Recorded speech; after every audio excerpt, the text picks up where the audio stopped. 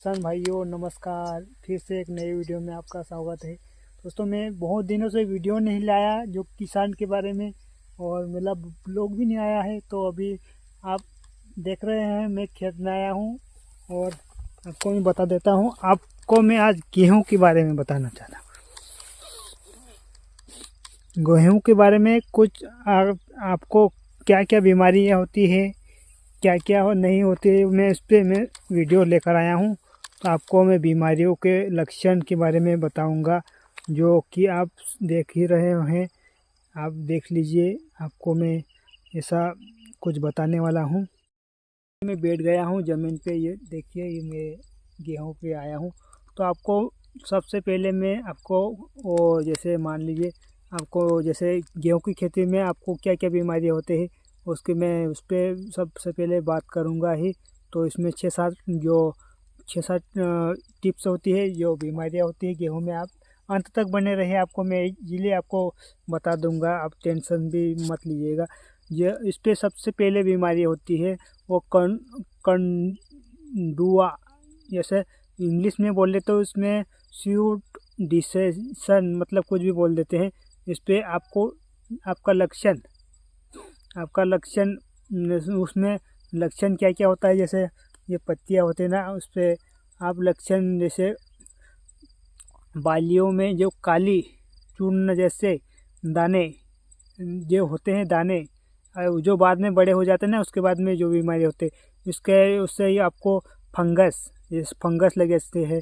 इसमें इंग्लिश में भी बता देता हूँ, वो टाइटेलियस सो मतलब जो कुछ भी उसके लिए आपको इसके लिए आपको उपचार के लिए आपको बीज का उपचार किया, मतलब थिरमन या जैसे कार्बोजिंग बोलते हैं ना, उसको कार्बोजिंग कर सकते हैं।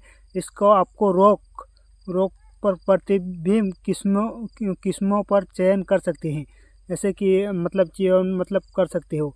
तो दोस्तों आपको इसे जो मैं बताया हूँ आप इजीली कर सकते हो। आपको जैसे दूसरा टिप्स मैं कुछ बताना चाहता हूँ आपको। ऐसे दूसरा में आपको जंग रोग, इसमें जंग रोग भी लगा सकते हैं। इसमें जंग रोग में आपको जैसे आप मान लीजिए, आपको जैसे जंग रोग के कई प्रकार के होते हैं। जैसे पीली पत्ती पे जंग लगना, पीली पत्ती पे जंग लग सकता है।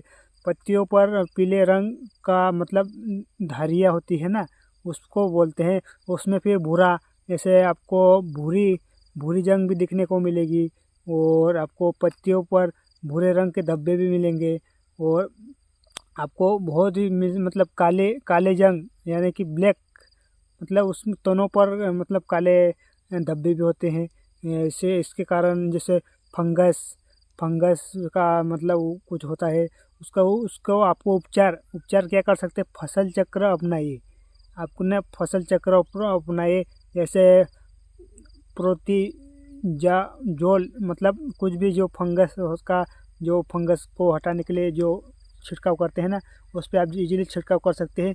आपको तीसरी जानकारी कुछ देना चाहता हूँ आपको तीसरी बीमारियों के बारे में। झुलसा रोग, जैसे झुलसा जाते हैं ना कुछ, मतलब जो पत्तियाँ, अभी तो कुछ बीमारी नहीं है हमारे खेत में, जो झुलसा जाते हैं जैसे पत्ती, और उसके लक्षण को बता देता हूँ मैं थोड़ा। जैसे लक्षण जैसे पत्तियों पर भूरे धब्बे और तेज़ी से फैलते हैं, मतलब फैलने लगते हैं या तो फिर बढ़ जाते हैं। और उसका कारण का यही होता है फंगस, अधिकतर फंगस ही चल रहा है, इसका फंगस चलता है। इसका उपचार कैसे कर सकते हैं, आपको फंगस नाशक जैसे जेप या तो फिर कापर ऑक्सीक्लोराइड कुछ बोलते हैं, जैसे स्क्रीन पर मैं लगा दूंगा, या आप कापर ऑक्सीजन का उपयोग कर सकते हैं। जैसे आप इसके बाद में आप पत्तियों का झुलसना, चौथी बीमारी क्या होता है, पत्तियों पर झुलसना मतलब लेप ऑफ सोप, कुछ भी मतलब लक्षण, उसके पत्तियों पर छोटे छोटे गोल या अनियमित धब्बे हो जाते हैं। जैसे आपके हिसाब से जो पर धब्बे हो जाता है ना, उसको आप इजीली मतलब उसका प्रॉपर इलाज कर सकते हैं। इसके लिए आप कुछ भी उपचार के लिए आपको जैसे आप बीज का उपचार और समय पर फसल पर प्रतिबंध कर सकते हैं ऐसे उपचार, उसको आपको कुछ दवाई डालनी होती है। और आपको कुछ और टिप्स बता देता हूँ। जैसे पांचवा जो होता है वो पाउडरी मिक्सर ड्यू।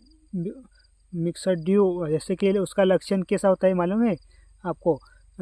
पत्तियों पर सफ़ेद चूर्ण जैसे आवरण होता है।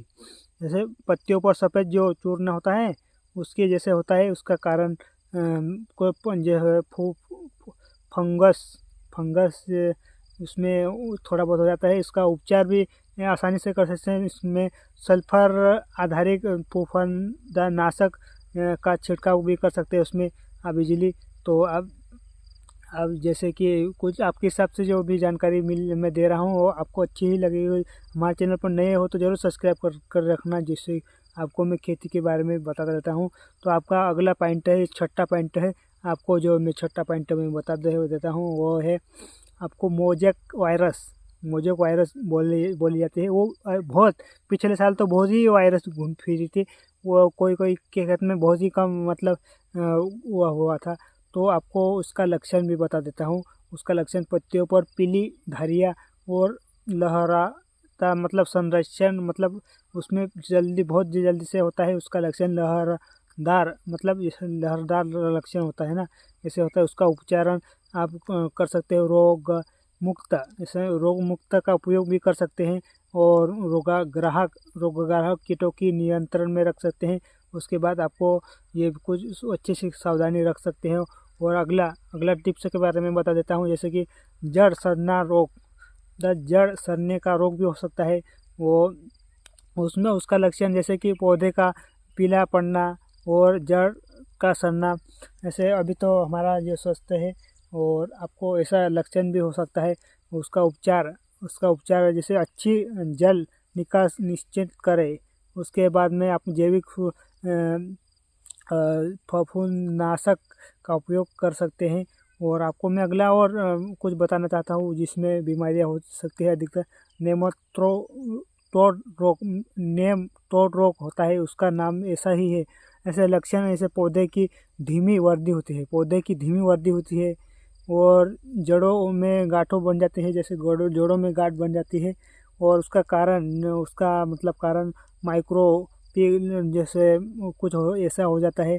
इससे उसका उपचार कैसे कर सकते हैं? मर्दा